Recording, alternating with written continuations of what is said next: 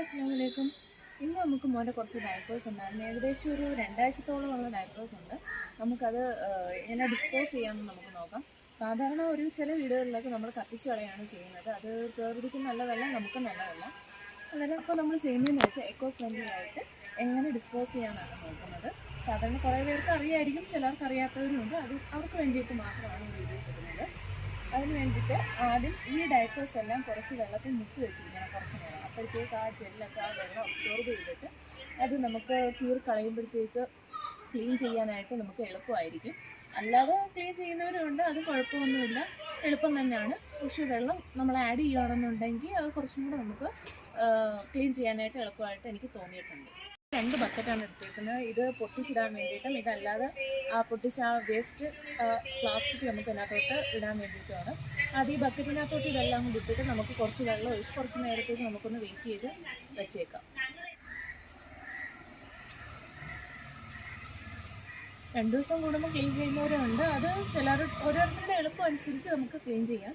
ഞാനിതിപ്പം കുറച്ച് ദിവസത്തെ ഇങ്ങനെ കൂട്ടി വെച്ചിട്ട് ചെയ്യുന്നതാണ് എനിക്ക് കുറച്ച് എളുപ്പമായിട്ട് തോന്നിയിട്ടുള്ളത്. അതുകൊണ്ട് ഞാനിങ്ങനെ ചെയ്യുന്നതേ ഉള്ളൂ.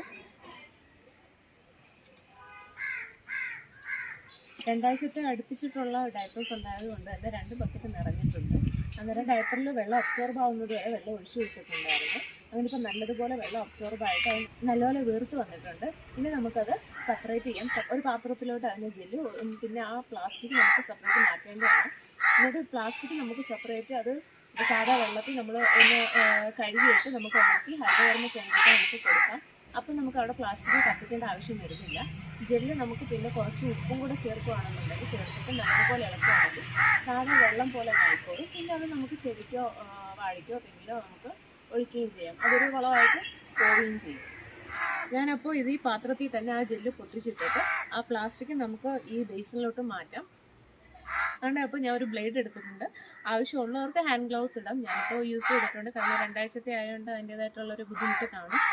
അങ്ങനെ ഒരു ബ്ലേഡോ അല്ലെങ്കിൽ കത്രികയോ എന്താണെന്ന് വെച്ചാൽ അവരവരുടെ ഇഷ്ടത്തിനനുസരിച്ച് എടുക്കാം. എന്നിട്ട് ഈ മേൽഭാഗത്ത് ഈ ജെല്ലൊന്ന് കട്ട് ചെയ്ത് കൊടുത്താൽ മതി. കട്ട് ചെയ്ത് താപ്പോട്ടൊന്ന് നൈസായിട്ടൊന്ന് കട്ട് ചെയ്ത് കൊടുക്കുകയാണെന്നുണ്ടെങ്കിൽ നമുക്കിങ്ങനെ പിടിക്കുമ്പം തന്നെ ആ ജെല്ല് ആ കവറിങ്ങി കീറി വന്നിട്ട് ജെല്ല് സെപ്പറേറ്റ് നമുക്ക് മാറ്റാൻ പറ്റും.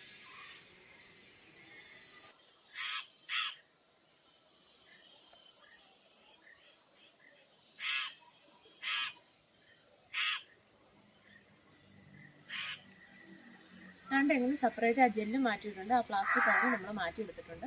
ഇനി ഇത് ഈ ബേസിനിലോട്ട് ഇടാം. ഇനി അതുപോലെ എല്ലാ ഡയപ്പേഴ്സിനെയും നമുക്കങ്ങനെ കീറി എടുക്കേണ്ടതുണ്ട്. അങ്ങനെ മൊത്തം ഡയപ്പർ നമ്മൾ പൊട്ടിച്ചിട്ടിട്ടുണ്ട് 2 ബക്കറ്റിലായിട്ട്. ഇനി നമുക്ക് വേണ്ടുന്ന കുറച്ച് ഉപ്പാണ്. അപ്പോൾ ആവശ്യത്തിന് ഉപ്പ് എടുത്തിട്ടുണ്ട്. ഞാനിപ്പോൾ എടുത്തിരിക്കുന്ന കല്ലുപ്പാണ്. കല്ലുപ്പ് നമുക്ക് ആവശ്യത്തിന് ഇതിനകത്തോട്ട് ഇടാം. അപ്പോൾ ഇതിൽ ഉപ്പിട്ട് കൊടുത്തിട്ടുണ്ട്. അതുകൊണ്ട് നമുക്ക് ഈ ബക്കറ്റിൽ ഉപ്പിട്ട് കൊടുക്കാം.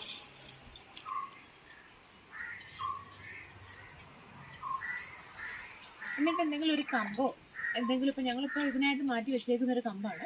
ഇനി ഇത് നല്ല രീതിയിൽ 2 ബക്കറ്റ് നല്ലതുപോലെ ഒന്ന് ഇളക്കി കൊടുത്താൽ മാത്രം മതി. തനിയെ വെള്ളം പോലെ ആയിക്കോളും. കുറച്ചൊരു അരമണിക്കൂറോളം 10-15 മിനിറ്റ് ഒരു അരമണിക്കൂറോളം ഒന്ന് വെയിറ്റ് ചെയ്താൽ മതി.